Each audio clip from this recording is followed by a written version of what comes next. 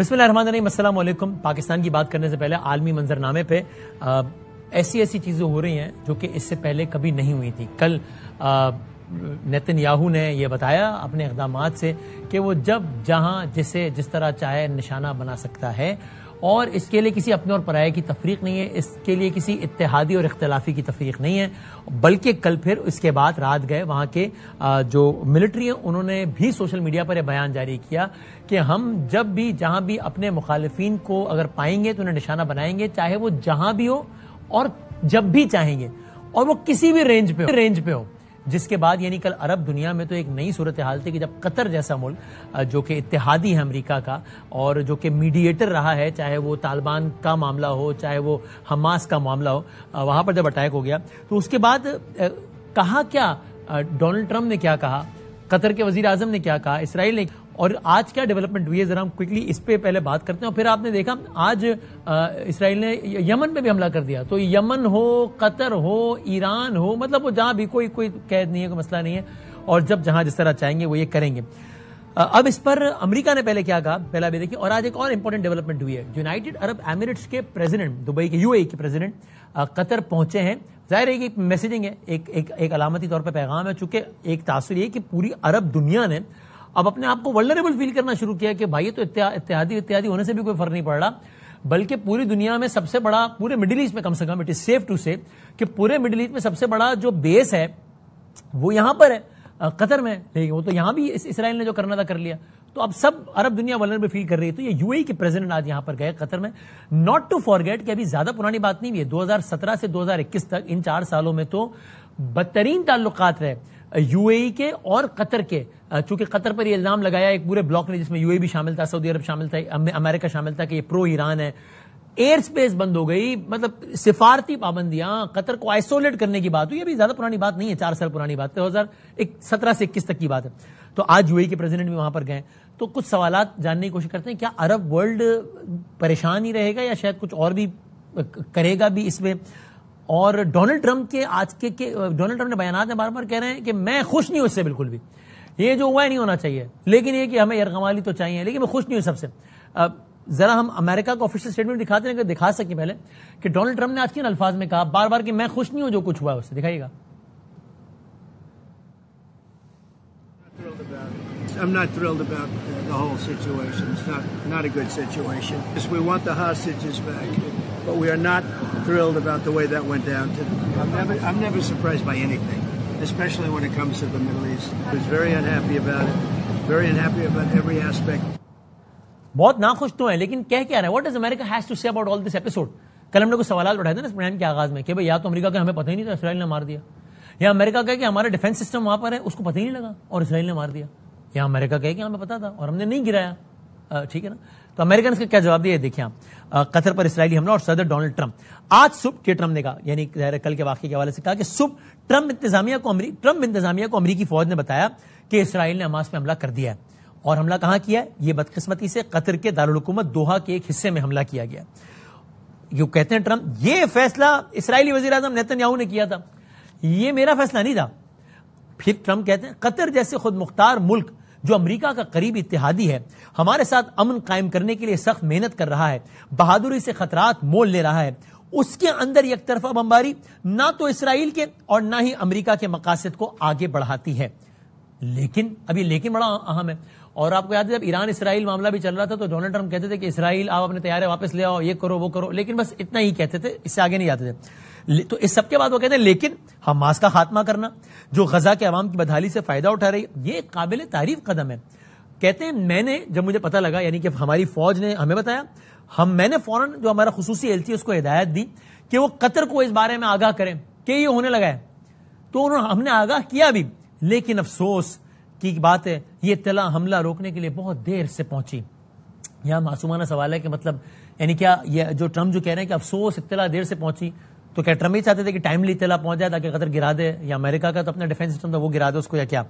میں قطر کو امریکہ کا مضبوط اتحادی اور دوست سمجھتا ہوں اور حملے پر انتہائی افسوس کا اظہار کرتا ہوں، لیکن میں چاہتا ہوں کہ تمام یرغمالیوں اور جاں بحق افراد کی لاشوں کو فوراً رہا کیا جائے اور یہ جنگ ختم ہو۔ میں نے حملے کے بعد وزیر اعظم نیتن یاہو سے بات کی ہے، انہوں نے مجھے بتایا وہ امن قائم کرنا چاہتے ہیں۔ اب اگلا جملہ دیکھیے، اب اس کو دلچسپ یا مزیدار کہنا، حالات کی سنگینی جہاں لاشیں اور یہ سب، اس میں مزیدار جملہ کہنا ذرا ٹھیک نہیں ہوگا، غیر حساس لگے گا، لیکن ایکچولی ان میں مزیدار ہے کہ عام طور پہ کیا ہوتا ہے جب بدقسمت واقعات ہوتے ہیں، جو ناخوشگوار واقعات ہوتے ہیں، وہ چیزوں کو خراب کرتے ہیں نا. ایک پیس پروسیس چل رہا ہے یا پیس پروسیس نہیں بھی چل رہا، آپ نے ایک سجیشن دی امریکہ نے کہ بھائی یہ معاملہ حل کریں، یہ ڈیل ہے، پھر آپ نے ٹویٹ کیا باقاعدہ کہ بھائی یہ میری بات مان گئے، اسرائیلی میری بات مان گئے، حماس تم بھی میری بات مان دو، اور یہ آخری وارننگ اب اگلی وارننگ نہیں دوں گا. قطر جو ہے وہ میڈیٹر تھا. قطر کے وزیر اعظم نے 24 گھنٹے پہلے، حملے سے 24 گھنٹے پہلے پبلک سٹیٹمنٹ دیا کہ حماس آپ کو بھی اس ڈیل کے بارے میں سوچنا چاہیے. ڈیل کہہ لیں، معاہدہ، پیشکش کہہ لیں، جو بھی کہہ لیں. رپورٹڈلی حماس کی قیادت اسی چیز پر بات کرنے کے لیے بیٹھی ہے، وہاں آپ نے میزائل مار دیے. تو اس سے پیس پروسیس اور غزہ اور سب دور چلا گیا نا، سارا معاملہ خراب ہو گیا نا، کیونکہ ناخوشگوار واقعہ ہو گیا. لیکن ڈونلڈ ٹرمپ کہتے ہیں کہ میرا یقین ہے کہ یہ بدقسمت واقعہ، خود اس کو بدقسمت واقعہ بھی کہہ رہے ہیں، میرا یقین ہے کہ بدقسمت واقعہ امن کے لیے ایک موقع ثابت ہو سکتا ہے. یہ پتہ نہیں کیسے. کہتے ہیں میں نے قطر کے امیر اور وزیر اعظم سے بات کی، ان کا شکریہ ادا کیا کہ انہوں نے ہمارے ملک کی حمایت کی، دوستی کا اظہار کیا. میں نے ان کو یقین دلایا کہ ان کی سرزمین پہ ایسا دوبارہ نہیں ہوگا، اور میں نے اپنے وزیر خارجہ کو ہدایت دی ہے کہ وہ قطر کے ساتھ دفاعی تعاون کے معاہدے کو حتمی شکل دیں. یہ ساری کی ساری صورتحال ہے. ذرا ہم مہمانوں سے ذرا جانتے ہیں جو انٹرنیشنل امور کے ایکسپرٹس ہیں کہ وہ ذرا ہمیں اس پہ تھوڑا ایجوکیٹ کریں کہ اس کا کیا مطلب ہے. جارڈن میں سفیر رہے جناب علی سرور نقوی صاحب، وہ ہیں ہمارے ساتھ، اور جناب سید محمد علی صاحب جو کہ سیکیورٹی ایکسپرٹ ہیں ہمارے ساتھ ہیں. میں دونوں کا بہت بہت بہت بہت شکر گزار ہوں کہ انہوں نے ہمارے لیے وقت نکالا. سر جس طرح میں نے کہا، میں آپ دونوں سے گزارش کروں گا کہ ذرا میں آسان الفاظ میں یہ سمجھائیے گا کہ سب کا مطلب کیا ہے. محمد علی صاحب، پہلے آپ سے، عرب دنیا اس پہ تشویش کا اظہار کر رہی ہے، اپنے آپ کو ولنریبل محسوس کر رہی ہے. یو اے کے پریزیڈنٹ پہنچ گیا، سعودی عرب نے کہا، جارڈن نے تو کہا کہ آپ اس پہ جو ایکشن لیں اس کے خلاف ہم آپ کے ساتھ کھڑے ہیں. کچھ وہ اور بھی کریں گے کسی بھی وجہ سے، یہی سوچ کے ہی صحیح کہ بھائی یہ تو گھر تک آ نہیں رہی، آ گئی ہے، کل ہمارے ملک پہ ہو جائے گا. کچھ کریں گے یا کچھ کرنے کے آپشنز ہیں ان کے پاس؟ بہت شکریہ وسیم صاحب نے مدعو کیا. آپ کے سوال کو نا میں مختصراً لیکن ایک سٹرکچرڈ انداز میں جواب دینے کی کوشش کرتا ہوں. ڈپلومیٹک آپشنز کیا ہیں، پولیٹیکل آپشنز کیا ہیں، اور ملٹری آپشنز کیا ہیں. ٹھیک ہے، تو بنیادی بات یہ ہے کہ ڈیفینیٹلی ڈپلومیسی بہت زیادہ اس وقت ایکٹیو ہے.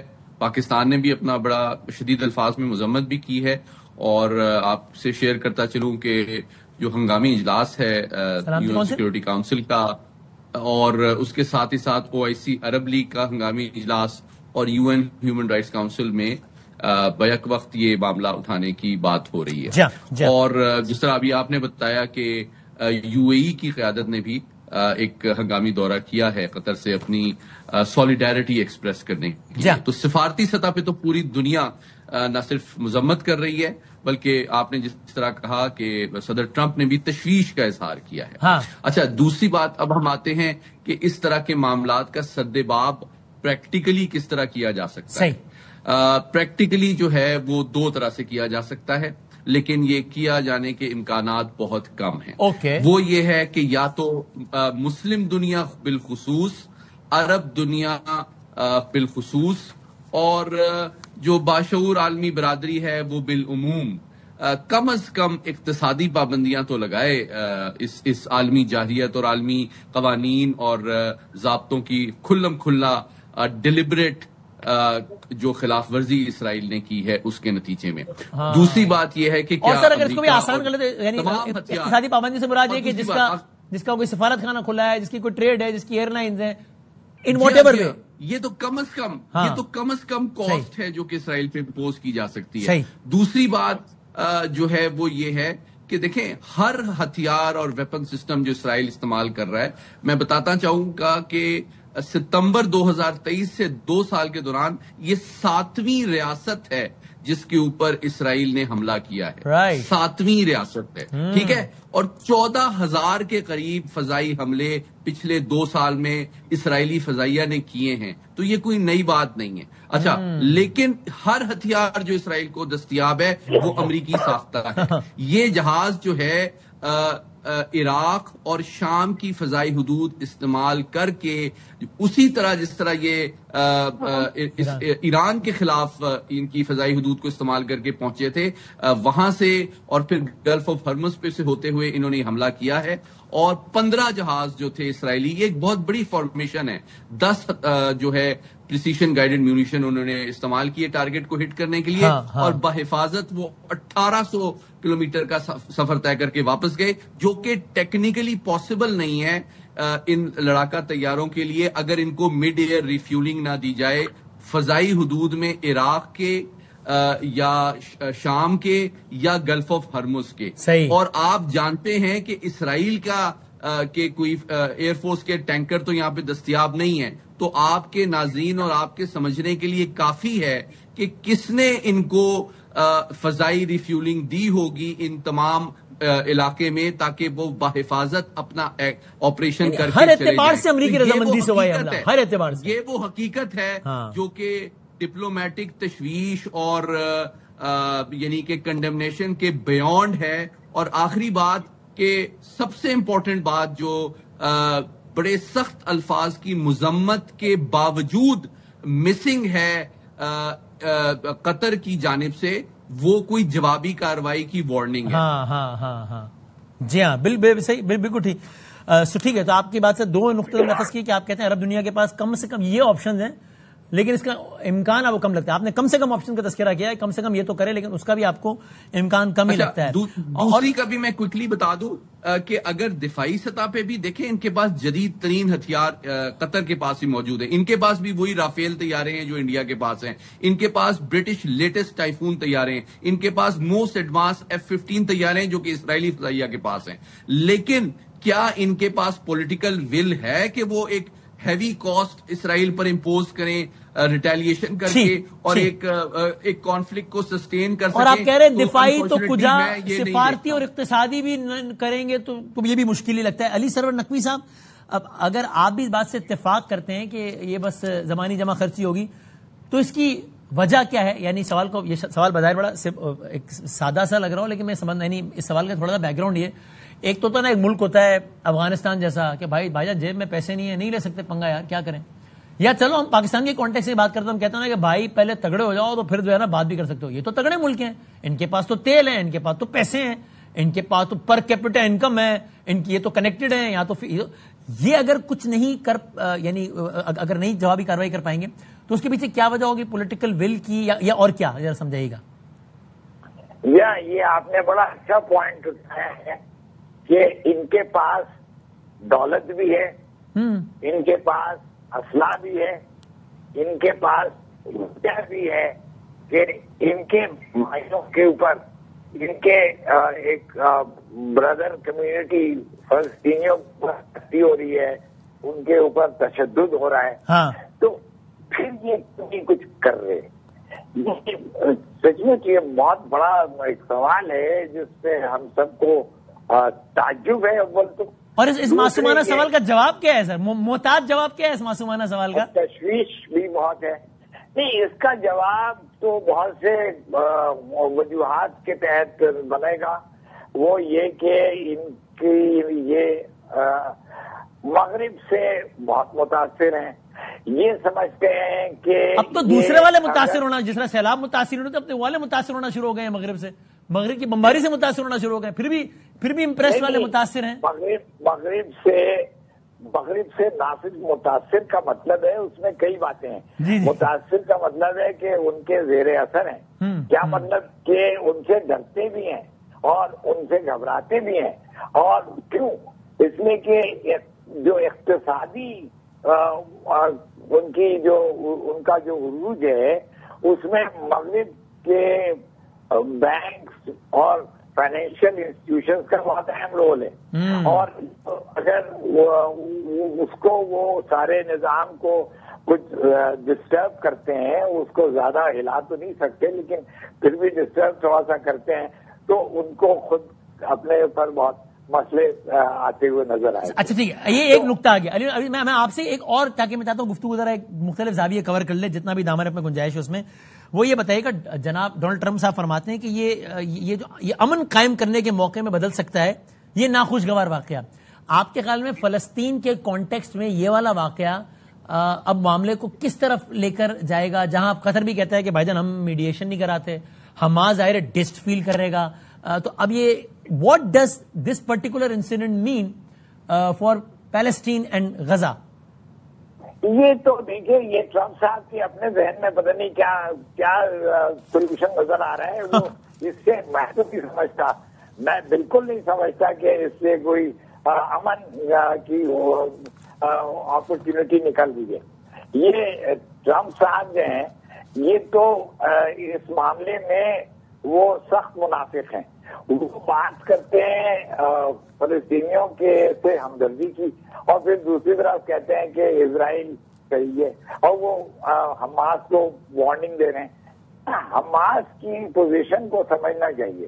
حماس کی فلسطینیوں میں کیوں مقبولیت ہے؟ حماس ابھی تک وہاں فلسطینی اس کی حمایت کرتے ہیں، اس لیے کہ حماس صرف ایک ملیٹنٹ آرگنائزیشن نہیں ہے جو کہ مغرب غلط سمجھتا ہے. وہ ایک فلاحی تنظیم بھی ہے. وہاں پہ وہ کھانے دیتا ہے، وہ علاج کرتا ہے، وہ اسکول کھولتا ہے. حماس جو ہے وہ ایک ایسی تنظیم ہے جو کہ ان کے فلسطینیوں کی فلاح و بہبود میں بہت اہم رول ادا کرتا ہے. تو جو عسکری ایسپیکٹ ہے وہ علیحدہ ہے، اور اس کے لیے وہ ظاہر ہے کہ وہ اسرائیل سے ٹکر لے رہا ہے. تو علی سرور صاحب مختصراً یہ تو سمجھا دیجئے کہ یہ تو کوئی راز کی بات نہیں ہے نا، اس کے لیے کوئی نیوکلیئر سائنٹسٹ ہونا ضروری تو نہیں ہے نا. کسی بچے کو بھی سمجھنا آئے گا کہ کل جو کچھ کیا اسرائیل نے اس سے پیس پروسیس، یا اگر بات کسی ثالثی یا معاہدے کی طرف بڑھ بھی رہی تھی فلسطین معاہدے کے تناظر میں، تو وہ خراب ہو گئی. تو پھر اسرائیل نے کیوں کیا ہے؟ کیا اسرائیل چاہتا نہیں کیا کہ کچھ حل نکلے اس مسئلے کا؟ بالکل درست. میں نہیں سمجھتا کہ اسرائیل چاہتا ہے کہ کوئی حل نکلے. میں نہیں سمجھتا کہ اسرائیل جنگ بندی کرنا چاہتا ہے. میں نہیں سمجھتا کہ اسرائیل جو ہے وہ کوئی امن معاہدے کی طرف جا رہا ہے. تو وہ کیا چاہتا ہے؟ دیکھیے، یہ شہادتیں روزانہ ہو رہی ہے، اس سے ہمارے تو دل جل رہے ہیں، مطلب آنسو ٹپک رہے ہیں، لیکن وہاں نمبرز میں اضافہ ہو رہا ہے شہادتوں کی. ہاتھ اسرائیل کے بھی کیا آ رہا ہے؟ وہ خطہ آپ کتنوں کو شہید مطلب خالی تو نہیں کریں گے نا مار کے. تو اسرائیل کے ذہن میں آپ کے خیال میں کیا ہے کہ بس یعنی یہ کلینزنگ ہے کیا ایکچولی، کہ بس مار کے ختم ہو یا کیا ہے؟ دو باتیں. ایک تو حماس کو تباہ کرنا چاہتے ہیں، ختم کرنا چاہتے ہیں، جو کہ نہیں ہوگا کیونکہ حماس کی ریزیلینس ایسی ہے جو کہ قائم ہے، اور اس کی مقبولیت فلسطینیوں میں ہمیشہ رہے گی. میں سمجھتا ہوں at least in the next 10-15 years. اور دوسری بات یہ ہے کہ یہ بالکل ایک آبسیشن سا ہو گیا ہے ان کے دماغ میں، اور یہ نیتن یاہو کی اپنی ذاتی ایمبیشن یہ ہے کہ پرائم منسٹر رہے وہ، اور اس کے لیے اس کو جو بالکل ہی قسم کے ایک آدمی کی مستانی خواہشات کی وجہ سے لٹرلی عالمی امن ولنریبل ہو گیا، سینسیٹیو اس کی یعنی اس کی حساسیت بڑھ گئی، اور سب تماشا دیکھ رہے ہیں. اچھا، یہ اب ذرا میں ایک اور نقطے کی طرف آنا چاہتا ہوں. محمد علی صاحب، ذرا اگر میں کوئکلی ہم اس کو بھی اگر کور کر سکیں. آج یمن پہ بھی حملہ کر دیا، اس کو تو ہم یہی کہیں کہ مرکزی جو نقطہ ہے وہ وہی غزہ اور ایران سے اس کے معاملات ہیں اسرائیل کے، اور وہ جب تک حل نہیں ہوتا تب تک یہ سارا تو چلتا رہے گا، کبھی یمن کبھی لبنان، یہ خبریں تو آتی رہیں گی. ایسا ہی اس کو اسی تناظر میں دیکھیں.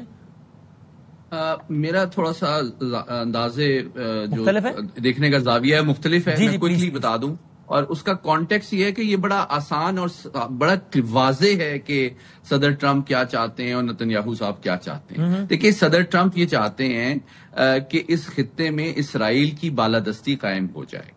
یہ بالکل واضح ہے. اور اسرائیل کی جو پالیسی ہے 3 چیزوں پر مبنی کہ اراضی پہ قبضہ کرنا، نسل کشی کرنا، اور وہاں پہ نئی صہیونی آبادیاں قائم کرنا، یہ تو 78 سال سے پالیسی چل رہی ہے.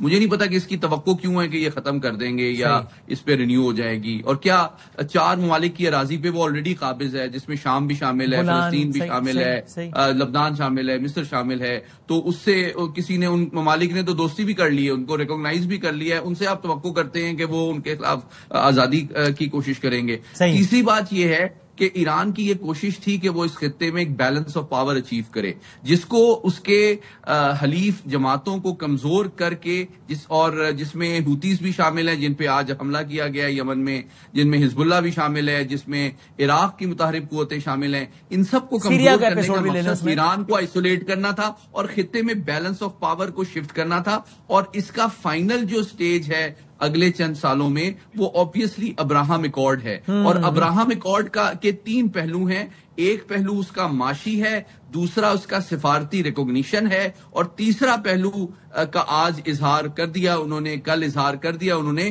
کہ دفاعی اعتبار سے بھی ملٹری ڈومیننس اسرائیل کی آپ تسلیم کریں گے تو آپ رہیں گے، اگر آپ مخاصمت لیکن سر وہ بات سے بات نہیں، یہ سب کر کے تو کیا ابراہم اکارڈ سے بھی دور نہیں جا رہے؟ مطلب اگر میں سعودی عرب ہوں گا تو میں کہوں گا نیتنیاہو سے کہ یہ کر کے تو you are making it more difficult for me, optics کے اعتبار سے اور ہر اعتبار سے. بہت اچھا سوال ہے. دیکھیں اس کے 2 پہلو، فلپ سائڈز ہیں. ایک طرف تو یہ کہ ڈیفینیٹلی اگر تو یہ اس تھریٹ پرسپشن کی بیسس پہ یہ عرب ریاستیں مل جائیں اور اپنی دفاعی قوت کو جمع کریں اور کم از کم جو میں نے پہلی بات کی اپنے سفارتی تعلقات کو ختم کریں اور معاشی روابط کو ختم کریں. یو اے ای کے ساتھ ہفتے میں 60 فلائٹس ہیں اسرائیل کی، کیا بات کر رہے ہیں تو بھائی آپ کم از کم اپنے تجارتی اور معاشی رواسم کو تو ریویو کریں. اگر وہ تک نہیں کرتے تو ان سے یہ توقع کرنا کہ وہ اپنا دفاع کریں گے اور کوئی آزادی کی کوشش کریں گے، حماس کو ختم کریں گے، یہ ان ریئلسٹک ہے. اور آخری بات، امریکہ اور اسرائیل شیئر کرتے ہیں جو پیس کا ویژن ہے غزہ کے حوالے سے، اور وہ پیس جو ہے وہ قبرستان کا پیس ہے، اس سے زیادہ پیسفل جگہ کوئی نہیں ہوتی. اور اسی لیے انہوں نے اپنے ٹویٹ پہ کہا صدر ٹرمپ نے کہ جو حماس کا خاتمہ ہے وہی ان کی نظر میں اور اسرائیل کی نظر میں دیرپا پیس کی ضمانت ہے. کریکٹ. فائنل ورڈ اس پہلو پہ 2 جملے کہہ دیجیے علی سر نقوی صاحب. ہم نے حالیہ تاریخ میں دیکھا کہ انڈیا اور امریکہ کے درمیان معاملات کیا ہی رہے، ڈونلڈ ٹرمپ نے کیا کچھ نہیں کیا، کیا کیا ٹویٹس نہیں کی. اور یار اس وقت بھی کہتے تھے کہ ٹھیک ہے ہمیں جو اپنی پوزیشن بنانی ہے وہ اپنی مضبوطی پہ بنانی ہے، کسی کی کمزوری پہ نہیں بنانی. چونکہ ڈونلڈ ٹرمپ تو ایک بادشاہ آدمی ہے، نان پریڈکٹیبل آدمی ہے، یہ تو کبھی بھی کسی بھی حوالے سے کوئی بھی معاملہ رخ اختیار کر سکتا ہے. کل ڈونلڈ ٹرمپ نے ٹویٹ کیا، I am pleased to announce that India and the United States of America are continuing negotiations to address the trade barriers between our 2 nations. حالانکہ 50% دنیا کا سب سے زیادہ وہ لگا چکے ہیں ٹیرف، لیکن اب کہتے ہیں کہ اس کو ذرا حل نکالتے ہیں. I look forward to speaking with my very good friend Prime Minister Modi in the upcoming weeks. I feel certain that there will be no difficulty in coming to a successful conclusion for both of our great countries. اور مودی صاحب نے جواب دیا، India and U S are close friends, natural partners. I am confident that our trade negotiations will pave the way for unlocking the limitless potential of India U S partnership. Our teams are working to conclude these discussions at the earliest. I'm also looking forward to speaking with President Trump. We'll work together to secure a brighter, more prosperous future for both of our people. یہ آپ کو لگتا ہے finally کوئی کسی کروٹ بیٹھ جائے گا یہ اونٹ بھارت اور امریکہ کا؟ And is it a bad news for Pakistan? That's my specific question. Conclude کرتے ہیں سیگمنٹ کو سر. ابھی تو کہنا مشکل ہے، لیکن میں سمجھتا ہوں کہ ٹرمپ کا مقصد جو رویہ اس نے اختیار کیا مودی کے ساتھ، وہ مقصد تھا to cut Modi down to size. Right. یہ کہ وہ مودی کچھ زیادہ ہی چوڑے ہو گئے تھے، وہ 36 انچ کی کیا چھاتی والی بات، تو وہ اس کو ٹرمپ جو ہے ان کو ذرا جھٹکا دیا ہے اور وہ ڈاؤن ٹو لیول. تو یہ ٹرمپ کی ایگو اور مودی کی ایگو ٹکرا گئی اور اس میں مودی کو انہوں نے ایک جھٹکا دیا.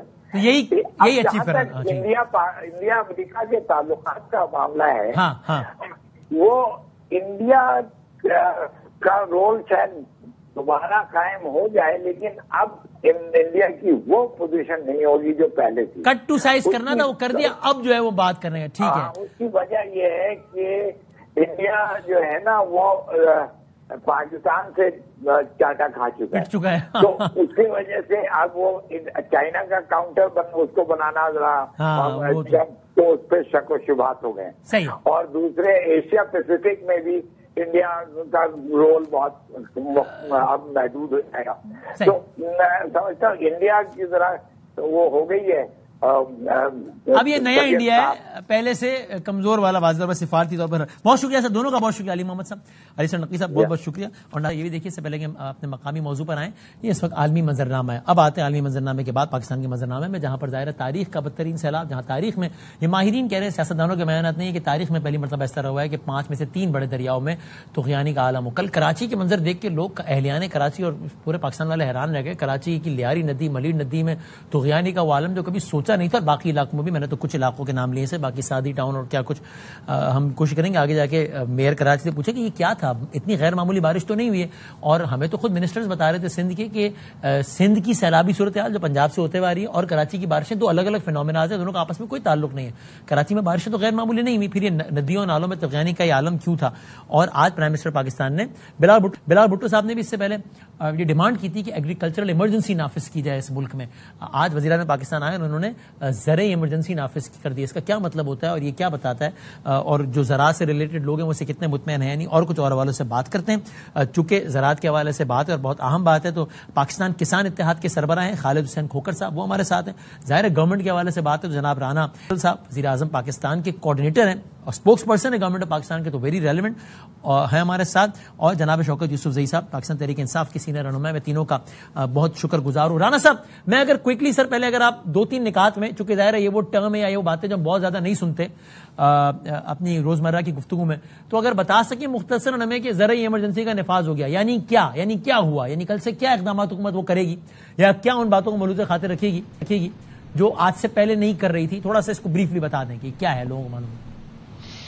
بسم اللہ الرحمن الرحیم. بہت شکریہ وسیم بدامی صاحب. دیکھیں آج کابینہ میں اس کا جو ہے وہ فیصلہ لیا گیا کہ زرعی ایمرجنسی اناؤنس کر دی جائے گی، اور اس کا جو لائے عمل ہے وہ یہ ہے کہ ایپیکس کمیٹی کا اجلاس بلایا جائے گا جس میں 4 وزرائے اعلیٰ جو ہیں 4 صوبوں کے وہ موجود ہوں گے، اور اس کے اندر ہر پہلو جو زراعت سے ریلیٹڈ ہے، آپ کی جو نقصان ہوئے جن لوگوں کے، ایک تو سب سے پہلی چیز اس کا تخمینہ لگانا کہ 15% یا 20% اگر آپ کی آؤٹ پٹ آپ کو کم ہوتی نظر آ رہی ہے تو اس کو آپ نے نیشنل سیکیورٹی کے پوائنٹ آف ویو سے کیسے کور کرنا ہے، کیونکہ ظاہر سی بات ہے اگر کوئی چیز شارٹ ہوگی اس کی قیمتیں بڑھیں گی. تو ایک تو یہ پہلو ہے. پھر جو لوگوں کا فصلوں کا نقصان ہوا ہے، مال مویشی کا نقصان ہوا ہے، اس کو کس طریقے سے کور کیا جا سکتا ہے، اس میں صوبوں کا کیا رول ہوگا، کیا انپٹ ہوگی، اور وفاق کیسے اس کو کوآرڈینیٹ کرے گا صوبوں کے ساتھ، یا اگر وفاق میں کوئی کردار ادا کرنا ہے.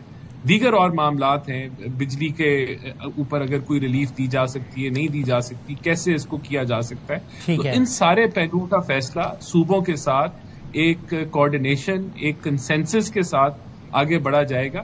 یہ جو ہے یہ آپ نے سنا. میں ذرا کوئکلی اسی میں پوچھ لوں اگر کہ یعنی جو آپ صدر ہیں پاکستان کسان اتحاد کے خالد صاحب، ٹو سے دا لیسٹ جو بھی رانا صاحب کی بات سمجھ میں آیا وہ کہ گورنمنٹ اس کو باقاعدہ ایک مسئلے کے طور پر ریئلائز کر رہی ہے، اس کو ہائیسٹ پاسبل فورم پہ اٹھا رہی ہے اور باقاعدہ اس پہ بات کی جائے گی، پھر دیکھا جائے گا سدے باغ. پہلے تو اس کو ایز اے پرابلم ریئلائز کریں گے تو یہ آگے بڑھے گا نا.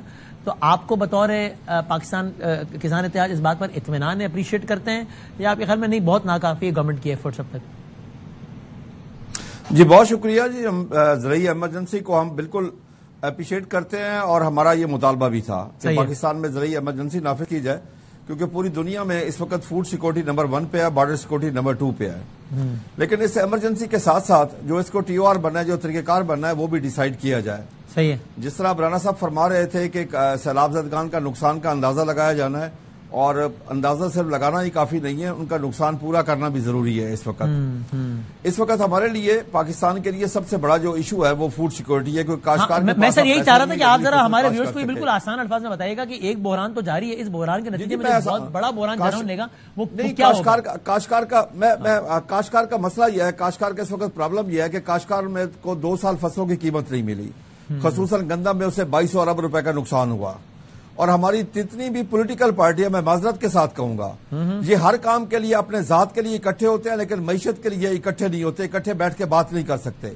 یعنی آج تک میں نے نہیں سنا کہ اپوزیشن اور حکومت بیٹھ کے زراعت کے اوپر، پاکستان کی فوڈ سیکورٹی کے اوپر اکٹھے بات کریں.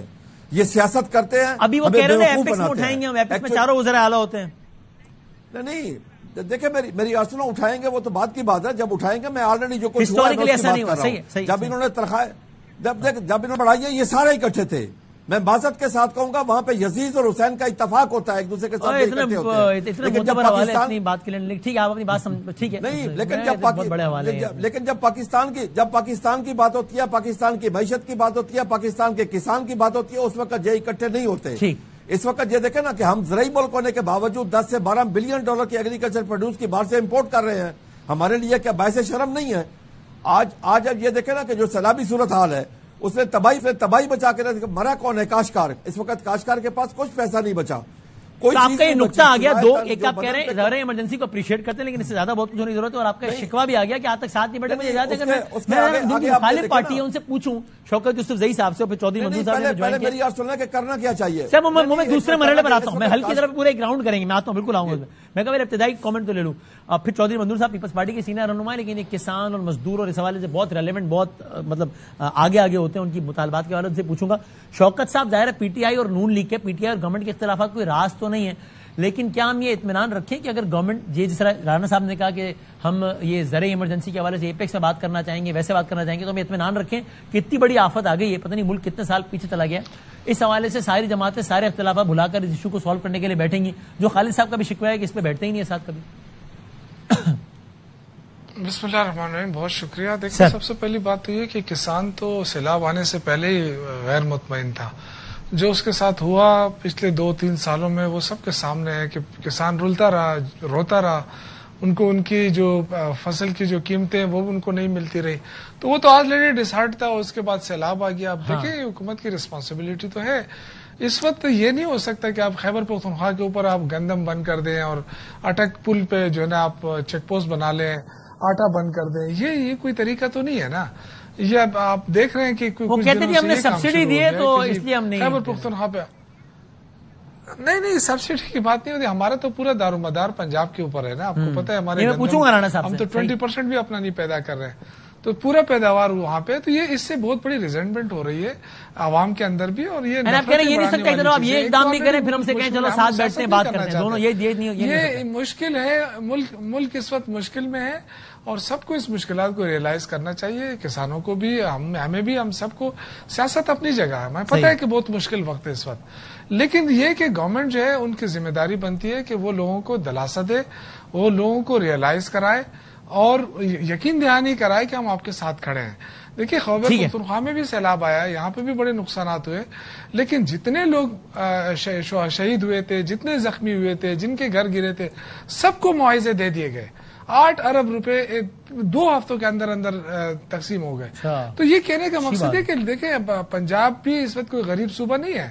اسی طرح باہر سے بھی امداد کا ہم نے سنا ہے کہ جی اتنی بڑی امداد آئی ہے، کتنے ڈالر. تو یہ مجھے نہیں پتا باہر سے بھی آئی نہیں، کیونکہ یو این وغیرہ تو کہیں گئے نہیں. لیکن ٹھیک ہے نوٹ. میں رانا صاحب سے پوچھتا ہوں اور چوئی صاحب آپ کا اس پہ پھر ہم نے بریک پہ جانا ہے. چودھری منظور صاحب آپ بھی سے پلیز کامنٹ کیجیے گا. آپ پیپلز پارٹی ظاہر آپ کا تعلق ہے، سینئر رہنما ہے، لیکن آپ مزدور کسان ان کے حوالے سے بہت وہ رہے ہیں. آپ گورنمنٹ کے اب تک کے جو اقدامات ہیں، جس میں آج کا اقدام بھی شامل کر لیجیے زرعی ایمرجنسی لگانے کا، یہ آپٹکس ہے، خالی ہیڈ لائن ہے یا نہیں؟ اس سے لگتا ہے گورنمنٹ واقعی سنجیدہ ہے اور اب تک اچھے کام کیے ہیں. ایک تو بہت شکریہ آپ کا، آپ نے اس پروگرام میں مجھے دعوت دی بڑی دیر کے بعد. سر آپ کا شکریہ. جی ہاں تو بنیادی طور پر اس دن بلاول صاحب جب پنجاب گئے انہوں نے مطالبہ کیا، ہم نے ریکویسٹ کی قصور میں انہوں نے مجھے یہ مہربانی کی میرے پاس تشریف لائے. ہم نے ان کو دریا پہ لے کر گئے اور اس کے بعد ہم نے کسانوں کا ایک رکھا جو انٹریکشن تھا، اور اس میں ہم نے کہا کہ پیپلز پارٹی کا کوئی بندہ اسپیچ نہیں کرے گا، صرف کسان بات کریں گے. صحیح. اور کسانوں نے بات کی، کسانوں نے یہ باتیں ساری کی جو ابھی میرا خیال ہے خالد کھوکر صاحب ہیں. جی خالد کھوکر صاحب جی جو بات کر رہے تھے، اور اس میں انہوں نے ساری باتیں کی. ان کی میموری میں بہت ساری باتیں تھی کہ 88 کا جب سیلاب آیا تھا تو تب محترمہ بینظیر بھٹو نے کیا کیا تھا. انہوں نے بجلی کے بل معاف کیے تھے، قرضے معاف کیے تھے. انہوں نے یہاں پہ لوگوں کو درخت، کیونکہ ہمارا بارڈر ایریا ہے وہاں پہ درخت کاٹنے کی اجازت نہیں ہوتی، وہاں پہ درخت لوگوں کو کاٹنے کی اجازت دی. اور پھر اسی طرح سے باقی ساری چیزیں ایک ایک کر کے کسانوں نے خود بتائیں. حتیٰ کہ یہ بھی بتایا کہ جب 89 میں آلو سستے ہو گئے تھے تو محترمہ بینظیر بھٹو نے کہا کہ آپ آلو خریدے گئے. پھر کہا کہ ایکسپورٹ نہیں ہوئے تو محترمہ نے کہا کہ کسانوں کے گھروں میں پیسے چلے گئے. انہوں نے کہا چلے گئے. تو انہوں نے کہا کہ چلو سمندر میں پھینک دیں، سمندر کی مچھلیوں کو بھی کسی خوراک کی ضرورت ہے. کسان تو اسٹرینتھن ہو گیا. फिर पाकिस्तान पीपल्स पार्टी का जो पिछला दौर था उसमें आपको याद है गंदम की कीमत और बाकी जो स्पोर्ट प्राइस थी फसलों की, और फिर बिजली के बिल में जो 5 रुपए के यूनिट और इस तरह से ये सारी चीजें, तो उन्होंने वहां पे कसूर में ही कहा कि एक तो इमीडिएटली कैश ट्रांसफर करें। सही है। क्योंकि लोगों ने कहा कि हम तो देने वाले हाथ हैं, मांगे कैसे जाकर किसी से, कैसे जाकर किसी लाइन में लगकर राशन लें या कैसे किसी के पास जाएं। तो कैश ट्रांसफर करें ताकि एक बाइज्जत तरीका मौजूद है, आपके पास डाटा मौजूद है, बेनजीर इनकम सपोर्ट प्रोग्राम का, नादरा का डाटा मौजूद है, और आप उसके जरिए वहां पे आप इसको दें। दूसरा उन्होंने कहा कि आप इमीडिएटली ज़रूरी इमरजेंसी नाफज करें। जी हाँ। पाकिस्तान आज इस वक्त सूरत हाल ये है कि शायद आपके लिए भी ये खबर हो कि पाकिस्तान जो क्लाइमेट चेंज में वल्नरेबल ममालिक है उसमें नंबर 1 पे आ गया है।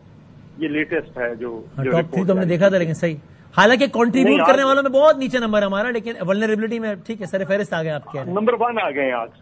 तो उस पे जो है वो बात ये एक बहुत। तो आप अब तक के गवर्नमेंट के इकदाम से मुतमईन हैं? नहीं, अभी तक मैं मुतमईन नहीं हूं, लेकिन उन्होंने आज पहली बार सैलाब को आए हुए 15-20 दिन हो गए।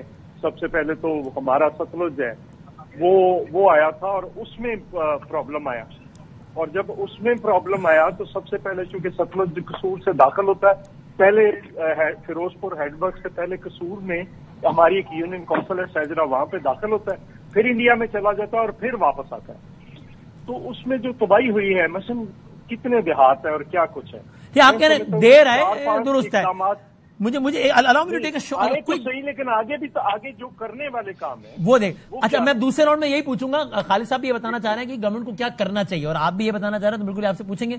और राना साहब से छोटे से ब्रेक के बाद ये पूछते हैं जो खालिद साहब ने कहा, वो कहते हैं जी जमानी जमा खर्च होती है, सियासतदान बैठते ही नहीं, बाकी तनख्वाह बैठ जाते हैं वरना नहीं बैठते।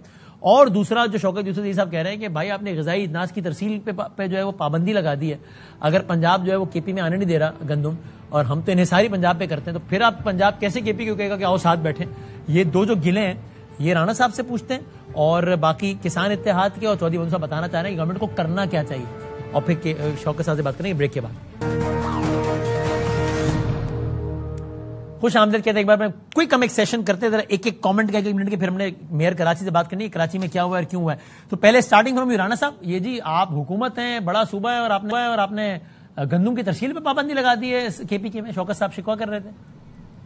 देखिए, मैं तो सिर्फ अफसोस का इजहार कर सकता हूं कि इस वक्त जब सैलाब में लोग मुब्तला हैं, तो इस तरह की गलत खबर फैलाना कि पंजाब ने मूवमेंट जो है बॉर्डर अपने सूबाई बॉर्डर पे रोक दिए गंदम और केपीके को नहीं जाने दे रहे, ऐसा तासुर भी देने को मैं रद्द करता हूं। कुछ नहीं है, कुछ नहीं है ऐसा, देयर इज नो पॉलिसी, कोई ऐसी चीज नहीं हो रही, और मैं इसको कंडेम करता हूं कि इतना गलत बयान इतने सीनियर लीडर जो है वो नोटिफिकेशन का, क्योंकि मुझे आप पढ़ते मैंने बयान किया कि जनाब वो सब्सिडी की वजह से ऐसा किया जा रहा है, और क्या है, क्या आप क्विकली बता दें। देखिए, एक नोटिफिकेशन जारी हुआ है जो इस चीज को बैन कर रहा है कि एनिमल फीड में वीट का इस्तेमाल 1 महीने के लिए नहीं होगा। ये 4 सितंबर को नोटिफिकेशन निकाला गया था ताकि इंसानों के लिए वीट जो है वो अवेलेबल हो और उसमें कोई शॉर्टेज ना आए। उसके अलावा होर्डिंग के ऊपर क्रैकडाउन हो रहा है, लेकिन सूबाई मूवमेंट आटे के ऊपर कोई कदम आप गवर्नमेंट के स्पोक्स पर्सन के ऐसे जिम्मेदारी से कहना है कि ऐसा कुछ भी नहीं है। मैं 100% कह रहा हूं। शौकत साहब क्विक कमेंट करता हूं, वो कंडेम कर रहे हैं, गैर गलत मालूम फैला रहे हैं, गवर्नमेंट के एक जिम्मेदार है, वो कह रहे हैं, मैं कह रहा हूं नहीं ऐसा कुछ। जी, मैं बड़ा अफसोस से, मुझे भी अफसोस से कहना पड़ रहा है कि इतना जिम्मेदार आदमी जो है वो इसको इतना बेखबर होकर बात कर रहा है नेशनल टीवी के ऊपर। और आज भी जो है ना, जो हमारे यहाँ पे जो आटा डीलर एसोसिएशन है और सदर, उन्होंने ऐलान किया कि जी हमें आटा बंद कर दिया, गंदम बंद कर दी गई, लिहाजा नरखों में जो है ना 250, 300, 400 रुपए इजाफा हो गया। कोई ऐसी हदायत नोटिफिकेशन पहले भी नहीं किया था। पॉलिसी के तहत हो रहा है, ये कैसे साबित करेंगे शौकत साहब? एक मिनट मेरे भाई, एक भाई देखिए, ये अटक से मैं आपको बादामी साहब, आप नोटिफिकेशन एक मिनट यार, बात तो सुने ना यार, बात सुने यार, क्या होता है? वो कह रहे हैं, अगर आप कह रहे हैं कि सरकार ऐसा कर रही है तो जाहिर है किसी पॉलिसी के तहत करेगी, तो कोई बयान को नोटिफिकेशन बताएं। जी जी, ओ भाई साहब, मेरी बात सुने बादामी साहब। सर ये अटक से इस तरफ ये आटा, और वो आप किसी बंदे से कहें कि जी आप ओपन करके ले जाएं, ट्रक तो छोड़े, ऐसा नहीं ये नहीं जाने दे, पहले भी इन्होंने बहुत बड़ी बात है, चोकर खिलाया था हमारे लोगों को। क्योंकि बड़ी बात नहीं है, हसास बात भी है, ये कोई नई बात तो नहीं इसकी है, हसासियत भी है। हमेशा जब से भी पंजाब के भी के बॉर्डर पे जब रोका जाने का आटा लेके नहीं जाते यहाँ से, गलत बात। इनके पास यही एक सोल्यूशन है, ये बड़ी और इनके पास कोई सोल्यूशन ही नहीं कर रहे। चौधरी मंजूर साहब आपकी इत्तला में है, अगर ये बात गलत साबित हुई, अगर ये बात गलत साबित हुई तो मैं माफी मांगूंगा। अच्छा ठीक है, अगर गलत साबित हुई तो he will apologise on air. Shaukat साहब कह रहे हैं ऑन एयर ही करेंगे। मैं सिर्फ इतना कहता हूँ, जी मैं सिर्फ इतना कहता हूँ कि जिस गवर्नमेंट ने गंदम खरीदी नहीं है तो उसको कोई हक नहीं कि वो अब आकर कहे कि हमने यहाँ पे पाबंदी। उस वक्त ये कहते थे कि हुकूमत का क्या काम आपकी इत्तिला में है कि ऐसा कुछ हो रहा है? चूंकि आप पंजाब के बड़े मुतहर्रिक रहनुमा, इसलिए आपसे पूछ रहा हूँ, आपकी इत्तिला है कि ऐसा कुछ हो रहा है? हो रहा है तो कीमतें बढ़ रही हैं ना। क्यों कीमतें बढ़ रही हैं? कीमतें बढ़ रही हैं। जब किसानों के पास थी तो तब तो किसी ने नहीं पूछा 2200-2000 रुपए मन, आज वो 3500 4000 रुपए मन मक्की। जब गवर्नमेंट ने as a policy movement restrict की हुई है आपके तज्जिए में? बाद ये रेस्ट्रिक्शन शुरू कर दी। कोई सूबाई मूवमेंट रिस्ट्रिक्ट नहीं की हुई गवर्नमेंट ने। मैं फिर रिपीट कर रहा हूँ, कोई सूबाई मूवमेंट। जब किसानों के पास थी तब तो नहीं बढ़ी, तब तो मुकर्रर नहीं की, तब तो पास्को ने नहीं खरीदी। और फिर कह रहे हैं पास्को को भी बेच देना है, फिर कहते हैं जरिए बैंक को भी बेच देना है। ये तो पॉलिसी थी कि नहीं खरीदनी। ये पॉलिसी कैसी पॉलिसी है जो एंटी किसान है? मूवमेंट देखें, सवाल बड़ा सिंपल है, क्या गवर्नमेंट ऑफ पंजाब ने सूबाई मूवमेंट गंदम की रोकी हुई है? नहीं रोकी हुई, ये मैं आपको ऑन एयर कह रहा हूँ। और रिपीटेडली कह रहे हैं। मेरी बात सुने बादामी साहब, जो होर्डिंग के ऊपर तो नहीं है ना, ये तो आप कल किसी से मालूमात कर लें। नहीं मुझे आप आपके बता दें, अगर ये साहब झूठ बोल रहे हैं तो इनसे माफी मंगवा लें। सिंपल सी बात है, कौन सी दूर की बात है। कल आप पता कर लें किसी से, अपने किसी नुमाइंदे से अभी फोन पे बात कर लें। आप पूछें, देखें, आप ले लें, आप डिस्ट्रिक्ट गवर्नमेंट को ले लें, अटक के डीसीओ को ले लें। बिल्कुल कोई ऐसे अहकाम नहीं है कि सूबाई मूवमेंट को रोका जाए। अच्छा अलाउ मी कि मैं जरा किसानों से मुताल्लिक है मामला, तो उनसे तो पूछूं वो कुछ तजावी। अगर आप ये कहते हैं कि पंजाब गवर्नमेंट ने नोटिफिकेशन नहीं किया तो नोटिफिकेशन तो पहले भी नहीं करती थी, लेकिन अटक के पास से बाकायदा चेक पोस्ट बना के वो रोकती रही है। बहुत बड़ी बात कर रहे हैं मैं इस पे, ठीक है, चूंकि इसकी हसासियत है। मैं जरा बड़ा मोटा क्या आप कह रहे हैं चेक पोस्ट है पंजाब के बॉर्डर पे जहां से आटा रोक, और आप कह रहे हैं ये नहीं कि ट्रक, आप कह रहे हैं कोई इंडिविजुअल खुला आटा नहीं लेके जा सकता पंजाब से केपी में। It's a very big allegation कर रही है और ये गैर जिम्मेदाराना and highly sensitive as well. कोई ऐसी पॉलिसी नहीं है मेरे ख्याल से। देखिए मैंने आपसे पहले भी कहा है, ठीक है, ये सबका मौका आ गया। आप कल खुद खालिद साहब टुवर्ड्स द एंड आप एक मिनट बता दीजिए, हुकूमत से आप क्या एक्सपेक्ट करते हैं, जो आप सोल्यूशन बताना चाहते हैं वो क्या है टुवर्ड्स द एंड? खालिद साहब जी, मैं आप अर्ज करूं, आप मेरी बात सुन लीजिए। मैं अर्ज करूं, इस वक्त जो काश्तकार सैलाब में फंसे हुए हैं उनको खाद भी दी जाए, बीज भी दिया जाए, उनको पेस्टिसाइड भी दी जाए, उनको डीजल भी दिया जाए, ताकि वो फूड सिक्योरिटी के लिए अगले साल की वो गंदम काश्त कर सके, क्योंकि उनकी सकत नहीं है कि वो गंदम काश्त करे। दूसरा ये है कि काश्तकार को अगर सपोर्ट प्राइस ना दी गई, हाँ। काश्तकार को अगर जायज रेट ना दिया गया, हम मांग क्या रहे हैं कि सिर्फ हमारी पैदावारी लागत मिले, हमें 7-25% प्रॉफिट मिले। अगर उसको ना दिया गया अगले साल गंदम काश्त में बहुत बड़ी कमी आएगी। और तीसरा यह है कि हमारी जो जितने भी बिजली के बिल हैं वो माफ किए जाए, अगर किसी के पास कर्जा है वो कर्जा माफ किया जाए, तमाम किस्म के टैक्सेस इस वक्त माफ कर दिए जाए, क्योंकि इस वक्त इमरजेंसी की सूरत हाल है और हुकूमत ने खुद ही इमरजेंसी डिक्लेयर किया। जब इमरजेंसी और वो ये कहते हैं कि एपेक्स में बैठ के इस पे जायजा लेंगे। Thank you sir, I have to और फसलों की इंश्योरेंस का निजाम लाया जाए। राइट, थैंक यू सर, सबका बहुत शुक्रिया। चारों मेहमानों का, राना साहब, खालिद साहब, शौकत सिंह का बहुत बहुत शुक्रिया। जाते हुए क्विकली आई एम ग्रेटफुल के मेयर कराची मुर्तजा वास हमारे साथ है। अस्सलाम वालेकुम मुर्तजा साहब। जी अस्सलाम वालेकुम sir, thank you for time. बस हम ज़ाहिर है पूरे पंजाब में, पूरे पाकिस्तान में लोगों से बात कर रहे थे, तो जरा टाइम बस सर ये बता दीजिए कि ये कल रात क्या हुआ है। हमें सिंध गवर्नमेंट के मिनिस्टर्स ही बता रहे थे कि कराची में एक्सपेक्टेड रेन, जब तक बारिश नहीं हुई थी 3 दिन पहले, वो एक अलग फिनोमेना है, एंड एक्सपेक्टेड फ्लड्स इन सिंध, ये दोनों एक अलग अलग फिनोमेना है जिनका आपस में कोई ताल्लुक नहीं है। तो हमने देखा कराची में इतनी ज्यादा बारिश तो नहीं हो गई, फिर ये इतनी ज्यादा तुगयानी की लियारी नदी और उसके तो मनाजिर हमने कराची वालों ने देखे ही नहीं ऐसे पहले कभी जो कल थे। तो ये इतना पानी, इसकी क्या वजह थी? इसकी बुनियादी वजह वसीम भाई, जो आपके एक तो ओवरऑल शहर के अंदर बारिश हुई थी, वो बारिश का पानी शहर के मुख्तलिफ नालों से होता हुआ मलीर नदी और लियारी नदी के जरिए समंदर की तरफ जा रहा था। जो दूसरा एस्पेक्ट इसका सबसे इम्पोर्टेंट था, वो थड्डो डैम और लड डैम जो है वो भर गया था। ना सिर्फ उसने जो लोकल खुद बारिश रिसीव की उससे, बल्कि जो हिल टॉरेंट्स आपके बलूचिस्तान की साइड से आते हैं اس کی وجہ سے وہ بالکل پیک ٹو کیپیسٹی ہو گیا. اس نے اسپل اوور مارا اور پانی اس کا ٹاپ کرتے ہوئے پھر ایونچولی M9 کے ذریعے لیاری ندی اور پھر ملیر ندی کے ذریعے گیا. اور تیسرا ایسپیکٹ کہ جو آپ کا سمندر ہے, چونکہ سمندر ہائی ٹائیڈ میں اس کا پانی جو ہے زیادہ اگریسو ہوتا ہے, وہ پانی کو لیتا نہیں ہے, وہ انفیکٹ بیک مارتا ہے. تو یہ 3 ملٹیپل فیکٹرز تھے جنہوں نے ساتھ امپیکٹ کیا. اور کل ایک انپریسیڈنٹڈ چیز, کم از کم میں نے اپنی زندگی میں لیاری ندی اور ملیر ندی کی وہ سچویشن کبھی سوچا کل دیکھنے کو آئی.